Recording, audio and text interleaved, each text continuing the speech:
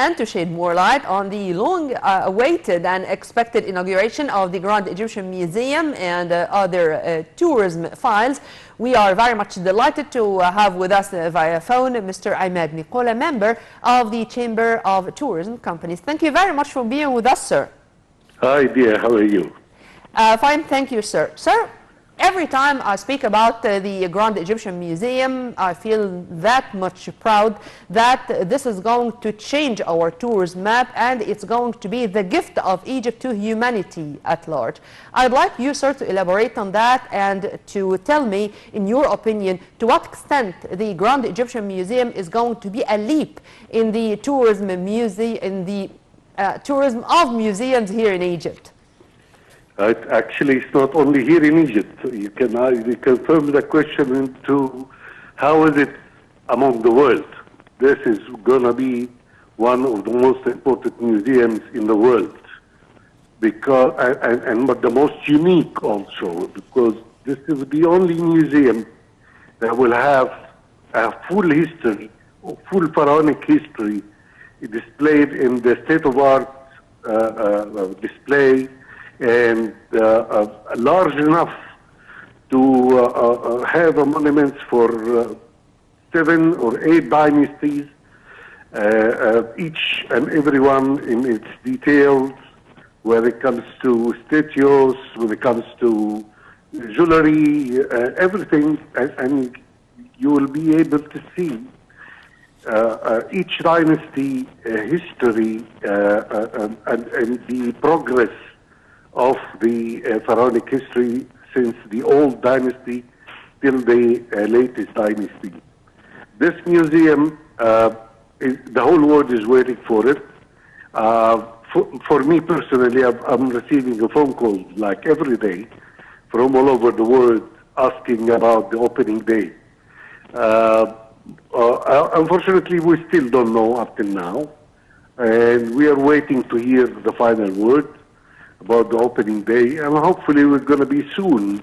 Inshallah. Yes. It should be around this year, and and believe me, the day it will be announced, the whole hotels in Egypt, in Cairo, and neighbors of Cairo will fill till its limits. Yeah.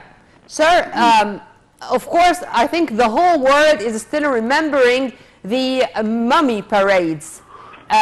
The Mummies Parade, and despite the fact that it was 3 years ago, exactly 3 years ago, by the way, because it was in April, how do you see our preparations? What should we do to make the inauguration of the Grand Egyptian Museum even better and with more astonishing glimpse at our great old Egyptian civilization to be another source of attraction for our guests from all over the world?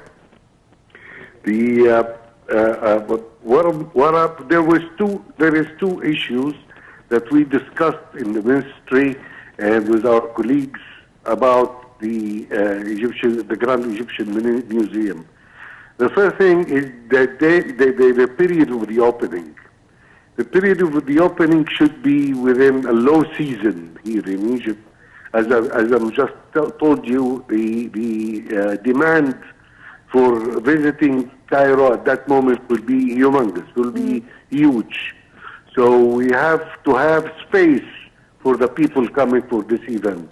Yeah. That's to start with. The second issue was a suggestion that I made, and it met the acceptance of the people who's on this project, that there must be a touristic road between the museum and the pyramids. So we will have then an area between the two great attractions, the pyramids and the museum. This area will be filled with shops and restaurants, and so we will have an area that needs at least 3 days to cover. 2 days in the museum, and walking through a 1.5 kilometers until they reach the pyramids So it is 3 days visit. This will add to our tourist map a longer stay for the visitors to Cairo.